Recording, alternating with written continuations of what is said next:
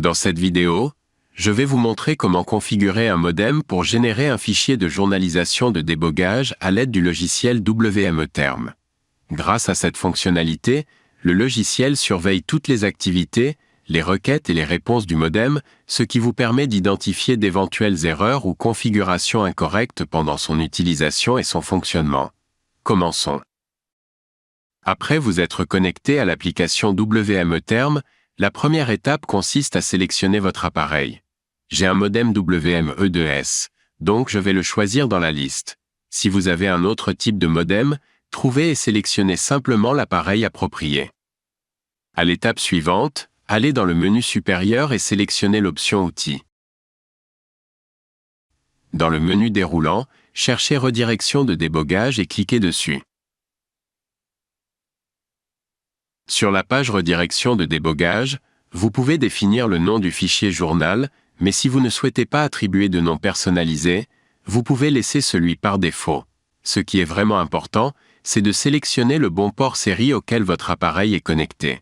Par exemple, mon modem est connecté au COM4, donc je vais choisir cela dans la liste. Si vous ne savez pas à quel port votre modem est connecté, je vous recommande de regarder notre vidéo intitulée « Comment connecter votre modem via le port série », où nous expliquons cette étape en détail. Une fois que vous avez sélectionné le bon port, cliquez sur le bouton « Démarrer la redirection ». Cela commencera la création du journal de débogage.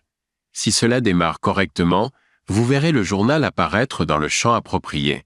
À partir de ce moment, vous n'avez plus rien à faire car le programme enregistre automatiquement le fichier journal de débogage. Il est important de noter que pendant la création du journal de débogage, votre modem ne sera pas accessible via le port sélectionné. Ainsi, il ne reçoit ni n'envoie aucune donnée et nous ne pouvons pas non plus configurer le modem pendant cette période. Lorsque vous n'avez plus besoin du journal, vous pouvez arrêter le processus en cliquant sur le bouton « Arrêter la redirection ». Les fichiers journaux sont enregistrés dans le même dossier où le fichier wmeterm.exe a été lancé. Si vous n'avez pas attribué de nom personnalisé au fichier, il peut être utile de trier les fichiers du dossier par date pour trouver facilement le plus récent. Voici le journal de débogage que nous venons de créer. Avec notre programme, créer un journal de débogage est aussi simple que cela.